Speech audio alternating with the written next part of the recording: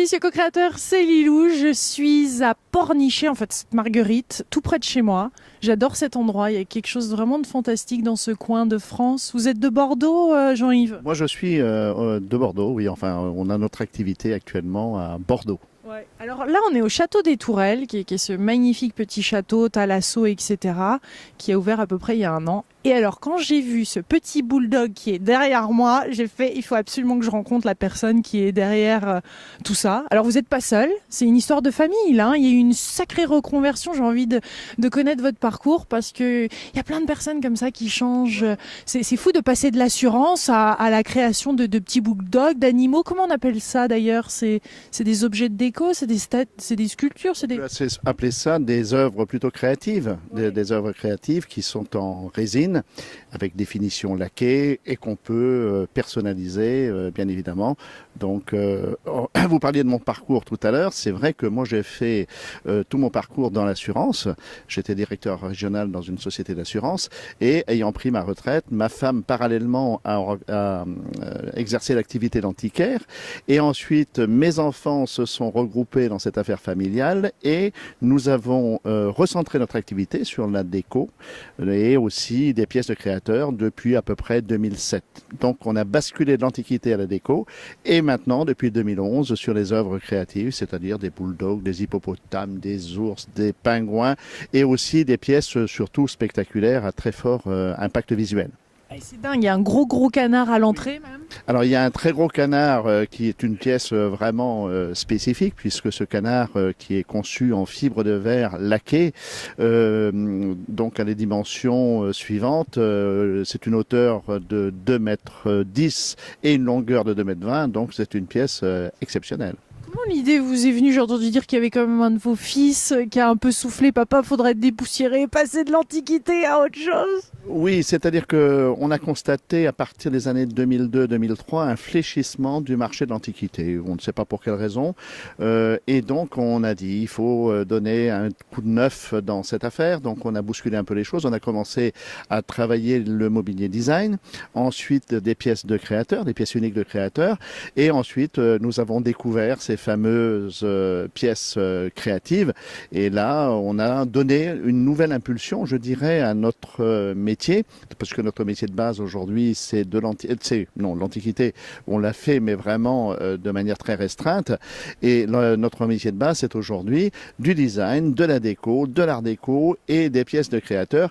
Et on a greffé sur cette activité depuis 2011, donc nos œuvres créatives qui, je l'avoue, ont un véritable succès, puisque au-delà des pièces qui ont chacune leur personnalité, nous avons créé, fait des créations sur chaque pièce. Donc nous avons des pièces personnalisées, soit par les artistes, soit par nous-mêmes. Par exemple, vous avez le bulldog multicolore, vous avez le bulldog avec les rayures à esprit Paul Smith, vous avez le bulldog marinière qui est derrière nous. Et ce bulldog est un grand bulldog puisqu'il mesure à peu près 80 cm.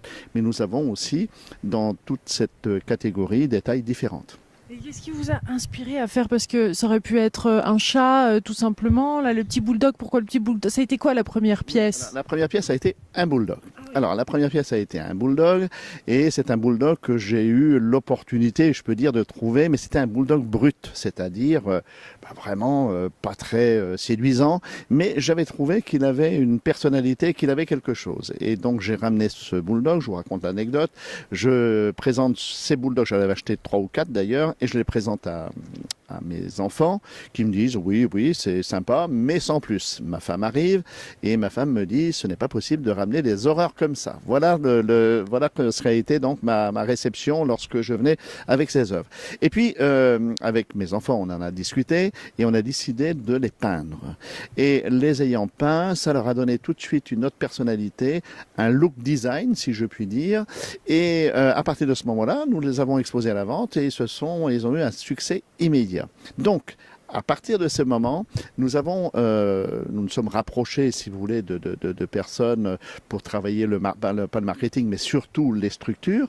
Et nous avons élaboré des produits avec des structures lisses, des designs. Donc, nous avons recherché la qualité, l'excellence et surtout la personnalisation. Donc, on est parti, si vous voulez, de quelque chose assez brut. Et aujourd'hui, pour arriver à quelque chose de très design, voire même presque de luxueux, quoi. Et qui se met dehors. Qui se met dehors. Ces produits sont conçus soit en fibre de verre, soit en résine. Ils résistent aux intempéries, gel, pluie et aussi bien sûr aux UV. Donc c'est des moules, Oui, donc au départ, donc il y a la conception d'un moule et bon, le moule est réalisé. Donc c'est un travail également d'experts en fait pour faire des moules lisses et ensuite nous des finitions on s'adapte je dirais selon un râle automobile, c'est-à-dire que quelqu'un qui nous demande par exemple un rouge Ferrari, il n'y a pas de problème, ou un bulldog orange ou encore fuchsia, on s'adapte. Et ensuite, au-delà des monochromes, comme on les appelle, nous avons les personnalisés, donc comme ici avec des drapeaux anglais. Il est adorable. Lui, il est adorable, il a une bouille extraordinaire. Et nous avons aussi des bulldogs avec, par exemple, des finitions, drapeau anglais, drapeau américain, camouflage également. Donc, on a vraiment une panoplie. Et c'est ce qui, je dirais, suscite de l'intérêt, puisque les clients sont, j'aurais tendance à dire, surpris et séduits. Vous êtes bordelais, alors comment ça se fait que vous vous retrouvez ici dans la région? Alors, vous avez ouvert une nouvelle galerie? À tous les bordelais, gros bisous parce que... Voilà. Alors, notre activité, donc je suis breton, mais mon activité professionnelle... ça reste à vie, ça. Hein, ça reste à vie. Et donc, nous sommes quand même installés à Bordeaux depuis 20 ans. Et donc, nous restons à Bordeaux. Bordeaux qui est une ville au passage magnifique avec aujourd'hui une grande ville et qui est qui a été refaite. Qui a été complètement réhabilitée. Nous sommes sur les quais de Bordeaux, donc c'est assez formidable comme ville. Et ici, j'ai eu un contact avec le Château des Tourelles, la Thalasso Château des Tourelles de Pornichet. Sacrée opportunité là aussi, c'est le timing parfait. Voilà, donc on se rencontre, on discute et puis on décide de lancer un partenariat. Donc j'expose mes œuvres au Château des Tourelles où il y a des espaces formidables avec une Thalasso nouvelle génération. Donc véritablement une véritable, je veux dire, plutôt synergie. Donc, c'est assez extraordinaire. Et lorsque je suis venu au Château des Tourelles, eh bien, il faisait très beau. Nous promenant sur le Remblai, j'ai vu qu'il y avait un local à louer et nous nous sommes implantés pour la saison, donc sur la Baule. Et puis voilà, nous avons notre petite boutique à la Baule et ma fille vient d'ouvrir aussi une petite boutique plutôt du côté de la Jarige. Nous sommes pas très loin du casino.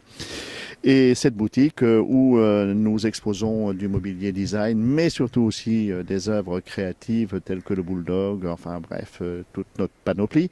Et ma fille donc fait à peu près la même chose, mais avec en plus du mobilier vintage. Donc nous sommes Baulois jusqu'à fin septembre.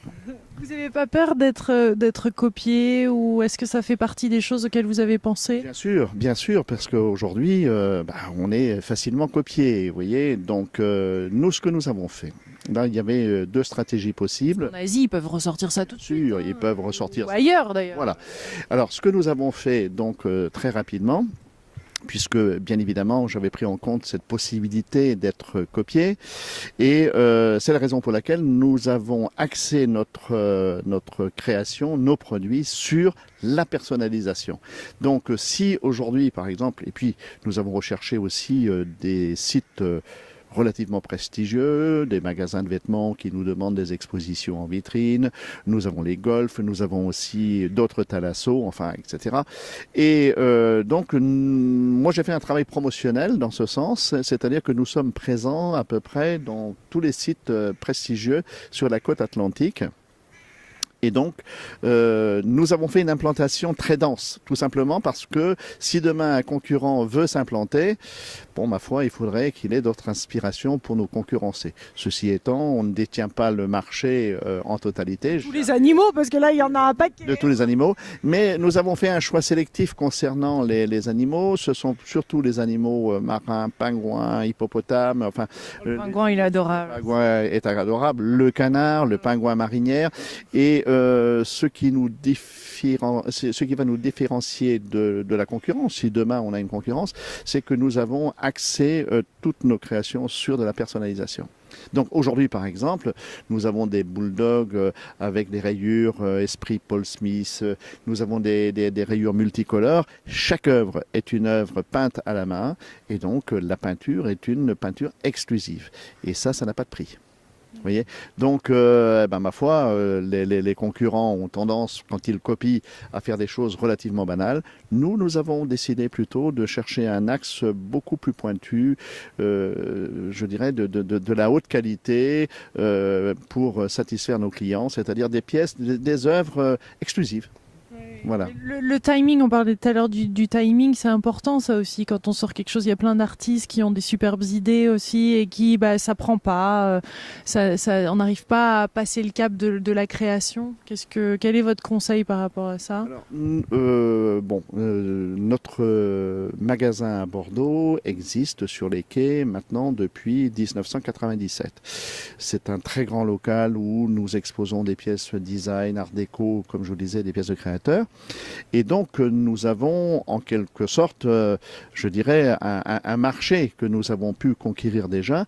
Et ayant fait toute ma carrière, moi, dans l'assurance, tous les aspects promotionnels, commerciaux, marketing, etc., j'ai pris plutôt en main cette affaire. Et donc, nous avons notre axe prioritaire, ça a été de communiquer. Donc, nous sommes à peu près sur tous les supports, par exemple, les supports, les panneaux directionnels, etc. Généralement, quand on passe à Bordeaux, on ne peut pas ne pas passer à ne pas voir espace design puisque nous sommes sur les grands axes, sur les panneaux directionnels. Il faut être visible, il faut vraiment faire ces démarches. Ouais. Voilà, et à partir du moment où vous êtes visible, à partir du moment où vous avez une boutique également, je dirais, qui a une certaine importance, avec un éventail suffisamment large, vous devenez crédible. Et à partir du moment où vous êtes crédible, on gagne la confiance du client, mais ça ne se fait pas en un jour. C'est-à-dire que tout notre axe également de développement est fondé sur la fidélisation, fidéliser les clients. Nous, par exemple, aujourd'hui, France entière, toutes nos livraisons sont assurées gratuitement. Le client qui habite Lille, Marseille, Brest ou encore, je ne sais pas, Aix-en-Provence, s'il passe chez nous, il n'a pas de souci. C'est comme s'il avait un magasin en bas de chez lui parce qu'il est livré gratuitement. Et ça, c'est le service plus. Alors, conseil, service, fidélisation, c'est un axe fort qu'on y travaille avec toute l'équipe. Moi, mes enfants, ma femme, on est en permanence à rechercher, je dirais, l'excellence à ce niveau-là. Voilà. Qu'est-ce qu'il faut faire? Il y a un petit truc à faire gaffe ou des conseils par rapport à certaines choses dans lesquelles il ne faudrait pas tomber justement quand on s'ouvre comme ça? Quand on s'ouvre, rapidement en plus. Quand on s'ouvre, oui, rapidement, mais on a, enfin, le design, l'art déco, etc. On a quand même quelque part une certaine référence. Ce dont il faut faire attention, c'est de ne jamais décevoir le client. C'est surtout ça. Le client aujourd'hui, même si il a des possibilités multiples à travers Internet, il a des choix. Mais dans notre boutique, il peut voir, tester, et ça, c'est notre force. Donc, le premier conseil, c'est d'avoir un stock important, de façon à ce que le client puisse toucher, palper et voir véritablement le produit qui sera à même d'acheter. Donc, au moment, les finances qui suivent derrière. Oui, il faut avoir les finances, et ça, c'est un cap aussi toujours difficile à gérer.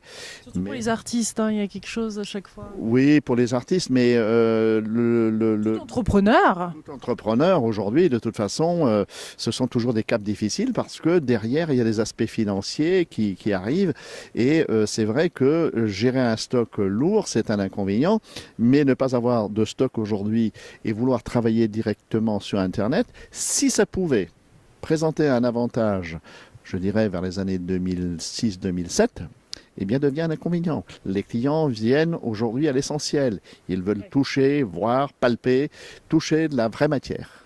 Et ça, c'est quelque chose où nous allons poursuivre activement notre développement et surtout ne jamais décevoir un client. Les gens demandent si c'est made in France, fabriqué en France. Les gens le demandent, pas spontanément, c'est-à-dire que les gens, comment dirais-je, lorsque vous exposez des pièces à travers l'aspect de la pièce, à travers le design, les gens voient tout de suite si c'est les copies ou si on est sur de l'authenticité. Or, comme je vous ai dit, nous, on est sur, bon, c'est peut-être prétentieux de dire sur le haut de gamme, mais on est sur la qualité. Notre slogan, c'est l'exigence de la qualité. Voilà. Donc, on est sur prioritairement. Vous êtes un homme de marketing. Un petit peu, bon, mais c'est la qualité. Pourquoi la qualité? Parce que la qualité reste, vous voyez, et le prix s'oublie, j'aurais tendance à dire. Donc, à partir du moment où un client, vous savez, en Antiquité, on disait également, ce qui est beau restera toujours beau. Vous voyez, une œuvre, par exemple, si vous prenez un buffet Louis XIV ou un buffet en marqueterie, s'il est beau au départ, il sera toujours beau. Ça, c'est valable pour le design. Oui, ça vieillit bien, ça aussi. Ça vieillit bien, puisque bon, toutes ces structures sont conçues, comme je vous le disais, pour rester à l'extérieur, et elles bénéficient d'une peinture type peinture automobile. Donc, il n'y a absolument aucun souci. Bon, je ne sais pas si elles vont vivre 100 ans, mais il n'y a pas de raison. Il n'y a pas de raison. Donc, comme les tableaux, il y a des cotes comme ça et ça augmente en valeur. On ne peut pas dire, puisque ces pièces-là, on ne les a pas volontairement numérotées. Parce que si vous numérotez des pièces, par exemple 8 plus 4, on est aujourd'hui sur des prix, compte tenu des prix des moules, etc., on est sur des prix exorbitants. Donc je pense qu'il faut tenir compte aussi du marché. Et nous avons fait le choix de faire de la distribution, mais pas forcément à grande échelle, mais de distribuer le produit en ayant, j'aurais tendance à dire, en rassemblant la qualité, le prix, conseil et le plus juste prix, parce que aujourd'hui, bon, la crise étant passée par là, même si les œuvres d'art constituent peut-être, je dirais, constituent toujours un placement intéressant, mais je crois qu'aujourd'hui, les gens, spontanément, vous voyez, ce bulldog, par exemple, si on faisait un tirage 8 plus 4, hein, on serait obligé peut-être de le vendre 50 fois plus cher. Donc nous avons fait le choix de faire des prix bien adaptés au marché, en respectant la qualité, etc. Et puis tout le monde s'y retrouve, quoi. Les gens, ça évolue, les personnes qui s'intéressent à l'art, vous trouvez que ça vient par rapport, parce que vous venez de l'Antiquité, mais est-ce que ça évolue, ça, pour ce genre de pièces? C'est-à-dire que les gens, pour l'art, il y a des caps. Ou bien vous avez les très gros investisseurs qui ont des capacités d'investir à un très haut niveau, mais j'aurais tendance à dire aujourd'hui, pour investir au-delà de 10 000 euros, j'aurais tendance à dire que le marché se rétrécit. Donc nous sommes dans un marché plutôt, si vous voulez, qui se situe pour toutes ces œuvres ou les grandes œuvres comme les bulldogs géants ou les hippopotames, etc. On a une gamme de prix qui se situe entre, j'aurais tendance à dire, entre 300 et 6 ou 7 000 euros. Donc nous avons là une clientèle qui réalise des achats plus spontanés, qui sont sur une décoration plutôt exclusive en ayant des œuvres quand même de qualité, mais qui ne recherchent pas spécialement l'œuvre unique, numérotée, 8 plus 4, œuvres qui vont payer par exemple 35 000 euros. Donc là, j'ai l'impression qu'il y a un décrochage. Alors peut-être après, sur les œuvres de très très très grande valeur, 100 000 ou 200 000 euros, c'est un autre marché et je ne m'y hasarderai pas à le commenter parce que je n'en fais pas partie. Eh bien, merci beaucoup Jean-Yves. Écoutez, c'est moi qui vous remercie. Merci de nous parler de tout ça. Il est absolument craquant, ce petit bonhomme, on a envie de lui donner un nom, hein. Voilà, je ne sais pas quel nom on va lui donner. Nous, on lui donne le nom du bulldog assis et il est serein. On dirait presque un bulldog Bouddha, voyez-vous. Oui, oui. Il rêve. Happy Bouddha. Voilà, c'est ça. Et puis, il a des formes généreuses. Il n'y a pas de souci. Il a plein de succès et donc il contribue à faire notre réussite également. Voilà. Bravo pour cette réussite. On vous embrasse tous, mes délicieux co-créateurs du Château des Tourelles à Pornichet. Plein de gros bisous. Au revoir.